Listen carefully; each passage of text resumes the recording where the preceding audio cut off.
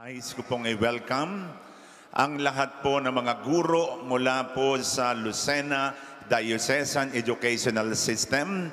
Palakpakan po natin silang lahat. Welcome po sa Kamay ni Jesus.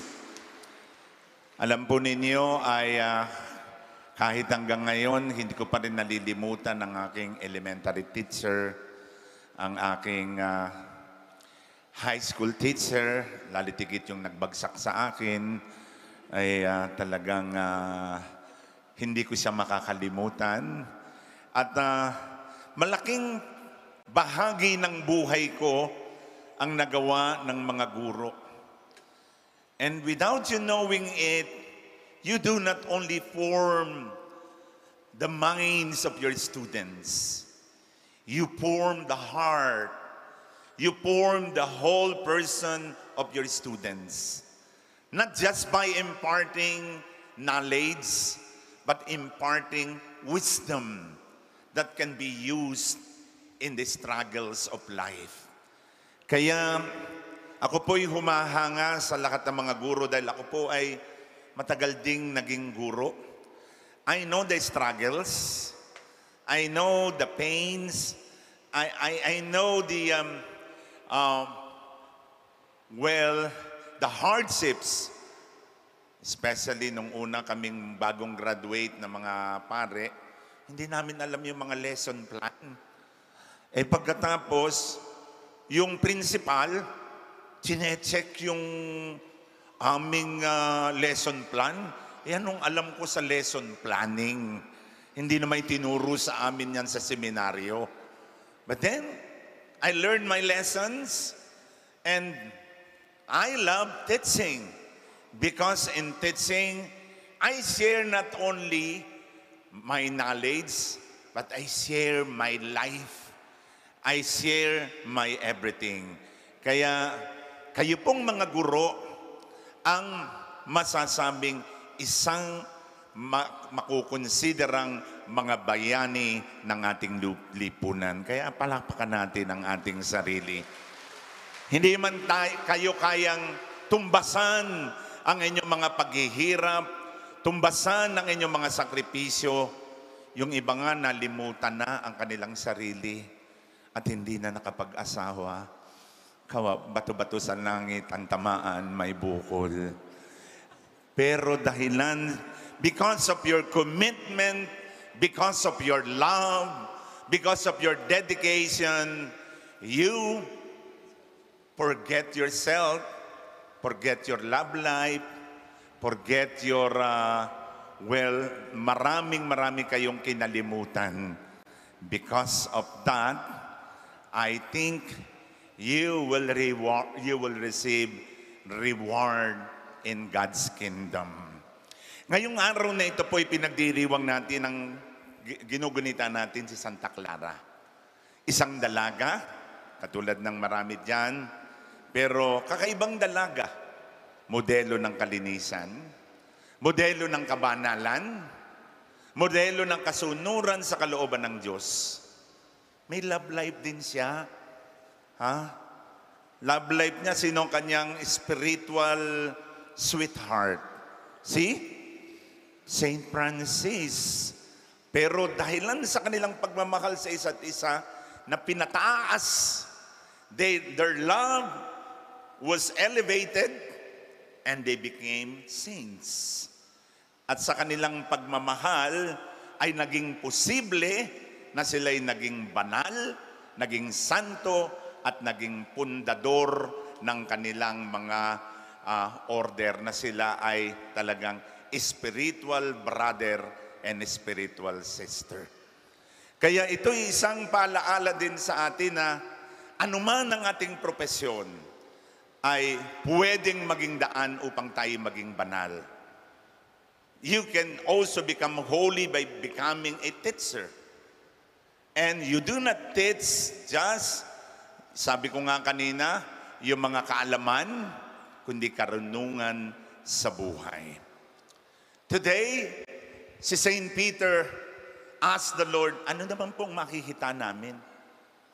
Parang tinatanong, ano ba ang benefits ng pagiging teacher? Sa palagay ninyo, what is the glory of being a teacher, ma'am? Father, the glory of being a teacher is nai-impart po natin yung mga values sa ating mga students na in the future ay nagagamit po nila in dealing with the struggles in their life. Dalaga pa po kayo, ma'am? Eksakto, tiyan na? Nalimutan lahat. Ha? Dalaga pa si ma'am. Pero may tsura, tinan mo. Maganda, Ang ngiti, matangos ang ilong, maganda ang mata, mapula ang labi, parang puwit ng manok. Biro lang po, biro lang. Pero nakalimutan, sabi niya, the glory of being a teacher is being able to impart values that will be used especially in the daily living of a student. Alam nyo, hindi natin nakikita. Marami kayong mga sakripisyo. Pero alam nyo ang sukli, when you give your time, when you give your energy, when you give your all, the Lord will reward you immensely in a different manner. Hindi man sa pera, hindi man sa benepisyo na hindi kayang ibigay ng diocese, pero yung kaligayahan ba? The sense of fulfillment that when you see your students, alam niyo itong ang aking pong kaisa-isang ate na lang, so 6 po kami, patay na po lahat. Kami na lang 2 ang natira. Dahil siya ay mahilig magsumba, ako na may mahilig magbasketball. Kaya siguro buhay pa kami ngayon. Pero yung 4, mahilig lang kumain. Kaya ayun, may atsara sa dila. Pero asking from a teacher, they are both teachers. My Kuya Horace is a concert pianist and my Ate Sana is a piano teacher. Ang dami niyang naturuan. Pero tanungin natin, what is the glory of being a teacher, Ate Sana? I'm nervous, Father. So, basta kasi they come to me like mga 3 years old, 4 years old, 5, na walang kaalam-alam sa music, sa piano. 2 to 3 years old, walang alam sa piano. Sa piano. Then I teach up to 8th grade. And then they learn. So it makes me cry when I see them that they can perform and their love of music is there. And I'm part of the music for them. So yeah, I just love to share my talent for them. Ang isang hindi niya malimutan noon ay yung kanyang tinuruang Asian, Korean ba yan? Half Korean, ginawan siya ng libro. Simula pagkabata ng tinuruan niyang batang munti hanggang sa siya ay maging multi-awarded pianist. At tumugtog siya sa napakalaking lugar sa New York. At I think that's the glory of being a teacher. That you see your students excel in their field, becoming the best version of themselves. Kaya nga, bilang mga guro, marami kayo sigurong mga isinakripisyo. Your time, your talents, your energy, everything. Pero katulad ng sinasabi ng Panginoon, may sukli ang lahat. There will always be the promise of 100-fold. The peace, the joy, the happiness that you will experience when you impart yourself, hindi lamang yung kaalaman mo, kundi yung sarili mo. Alam nyo, hindi lang nyo dapat ituro na sila'y maging matalino. Ituro nyo sila na maging mabuting tao. Mabuting Kristiyano, mabuting Katoliko, mabuting mamamayang Pilipino. Teach them to love God.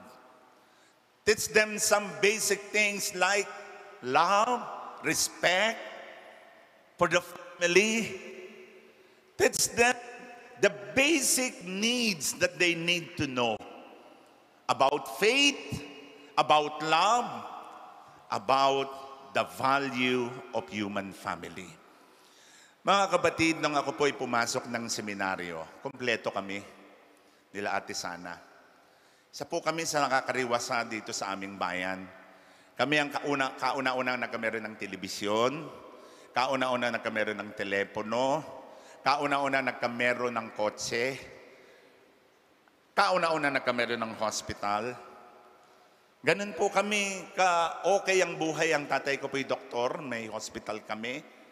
At needless to say, ay nakakaangat kami sa buhay. Nang pumasok po ko sa seminaryo, kompleto. Nariyan ang mami ko, ang daddy ko, mga kapatid ko. Pero habang tumatagal po ko sa seminaryo, dahan-dahan pong nawawala ang mga mahal ko sa buhay. It was 1986 when I lost my sister by way of very traumatic death. Alam na naman ito ng lahat. She committed suicide. 1988, before my ordination, my dad died. 1989, after my ordination, my mother died on Christmas Day. Binalikan ko yung pangako ngayon. This very gospel for today. Ang sino mang mag-iwan ng mga magulang, kapatid, kaibigan para sa aking pangalan ay tatanggap ng makaisandaang beses.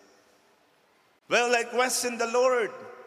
What is that promise of 100-fold? Sabi mo, dadami ang nanay ko, dadami ang tatay ko. Inubos mo lahat. And then, di ba doon natapos?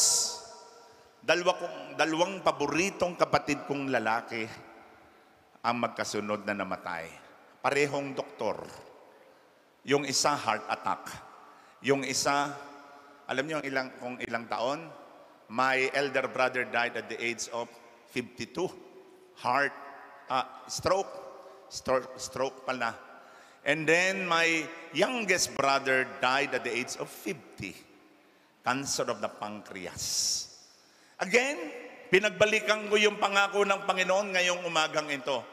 Nang sino man mag-iwan na magulang, kapatid, mga kaibigan para sa aking pangalan, ay tatanggap ng makaisandaang beses. And I question the Lord, what is that promise? Hindi nga ako tumanggap eh. I lose it. I lost everything. I lost my family. I lost my parents. I lost my brothers. I lost my sister. Where is the promise of 100-fold? Now, when I celebrated my anniversary as a priest, 30 years, 32 years, sa dami po ng mga taong nakita ko, the Lord has opened my eyes at parang sinabi niya, here is your family. Here is your auntie. Here is your ate. Here is your kuya. Ang pamilya ko mas dumami because whenever I celebrate the Mass, I see you as my family. Dumami ang aking pamilya, dumami ang aking nanay, dumami ang aking tatay, dumami ang aking kuya, lumawak ang aking pamilya. At totoo, the promise of 100-fold. The more you give, the more you receive, the more you are poor, the more you are rich. Because it is in giving that you receive. It is in dying that you're born to eternal life. Kaya mga kapatid, ngayon po, I'm so happy that I become the father of Kamay ni Jesus. Much comprehensive, much bigger family. And whenever I celebrate the Mass, I consider all of you as my family. Kaya kayo po na mga guro, wag na po tayo humingi ng sukli pa. To become a teacher is a gift. To become a teacher is a great privilege. To mold the young mind and the young heart of the people to become the best version of themselves. Kaya, huwag niyong ipagpalit. Huwag niyong maliitin ang inyong trabaho. Because out of you will become the next congressman, the next governor, the next mayor, the next monsignor, the next bishop that you will be able to come up with. Kaya nga, your efforts will not be empty. You will always become instruments for the people to succeed in life. Kaya kung anong meron po kayo, gamitin po natin. Exert all your effort to always give your best shot, extra mile, extra service, extra dedication, at pag hindi ibabalik sa inyo ng Panginoon in a different way, the happiness, the sense of fulfillment, at tatanggap din po kayo ng promise of 100-fold, siksik, liglig, umaapaw na pagpapala. Mabuhay po kayong mga teachers at pagpalain po kayong lahat ng Panginoong Diyos. Amen and amen.